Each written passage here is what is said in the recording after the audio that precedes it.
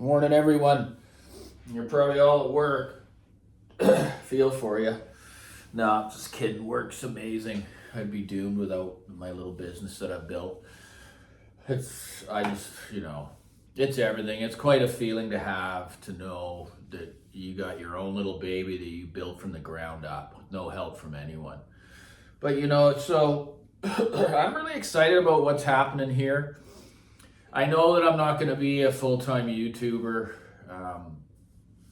till I'm retired, and that's years away. Nor will it be, who knows though, right? I mean, when you're passionate about stuff, you just never know where it can go.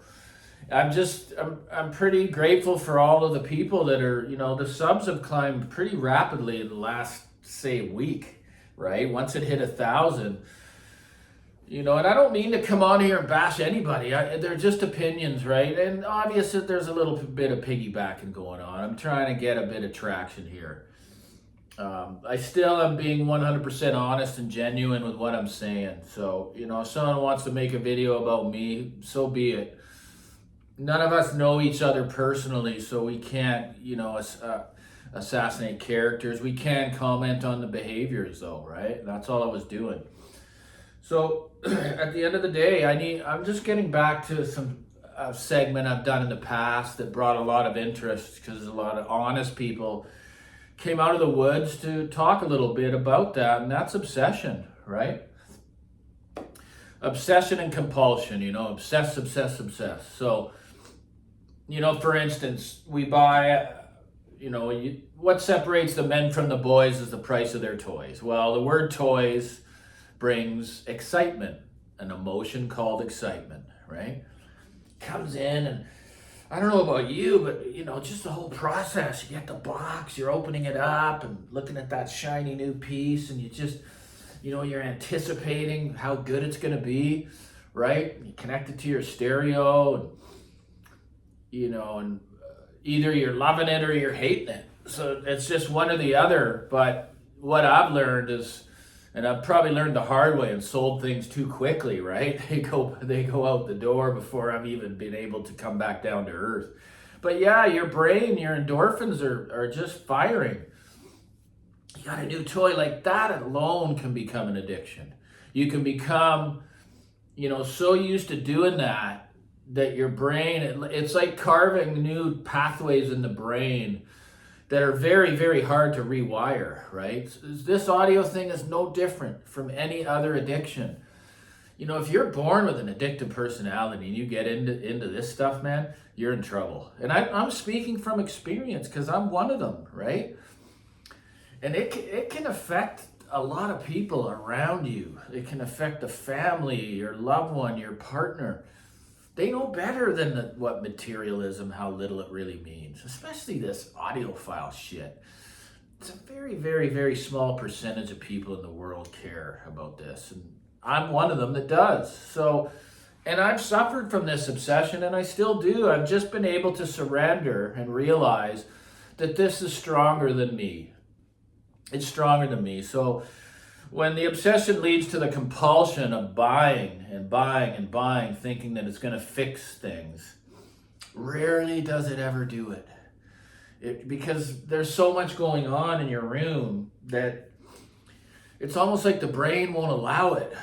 What you have to listen to is the heart. Like, am I able to connect to most? Because not all the recordings are going to do it. No matter what system you got. I don't care what price range it is. They're not all going to do it. But if you're able to actually emotionally sit there and connect with the music, you've arrived, right? It's just too risky to keep doing that to yourselves. It is. Because stress is stress at whatever level you may be at. Because I had the $100,000 and then there's people with the 200 and the 3 and the 4. It does not matter. The devastation that one component swap can do to a system can allow someone to start all over again from scratch. So I practice what I preach. You don't see, have you seen the speakers leave? They're not gonna, because they work absolutely better than any other topology I've had in the room. I haven't had frickin' Martin Logan's because there's no way I can pull anything out. But like I say, I don't know. I know many suffer from this. And when I did segments prior, they came out of the weeds to admit it, right? Some are in debt from it. That didn't affect me in that way, but it sure affected me mentally, right? It had me by the balls, and I'm very passionate about it, but I don't bring others into it. I mean, I know how little people care about it, right? I just try to talk about things that are more important in life: family, love, what I can do for other people. So yeah, this thing it's really, really powerful, just like any addiction, right?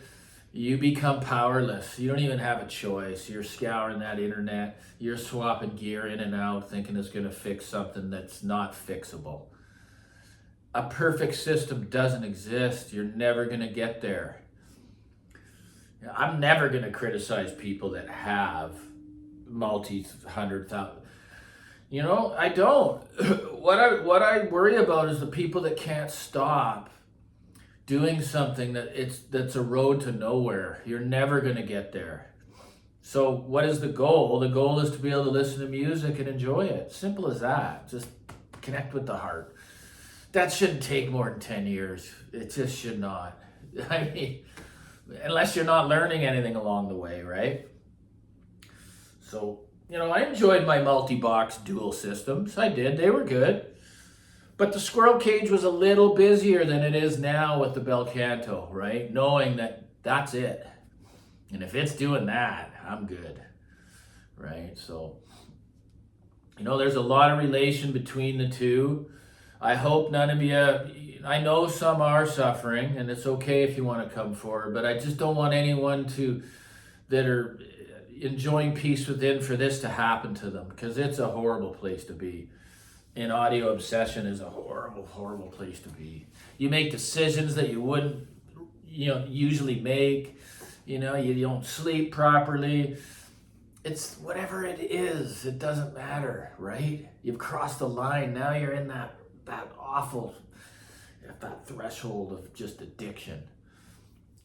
So it's a powerful place.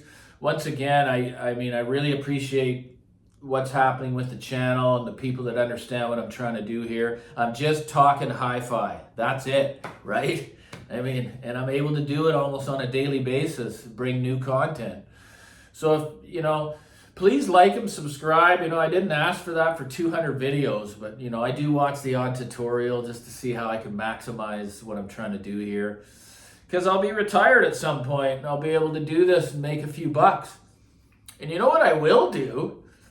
For all those people that can't help from crawling out underneath their rock to just, rain on someone's parade or just have no actual constructive opinion that will help anyone. They're a know-it-all that's telling you what you should do and saying this sucks what you have or I don't mind constructive opinions. They stay on the comment line for people to learn. But the people that come out that have no friends or they're lonely and the armchair critics, go back to your hole, go out into another area and shit there.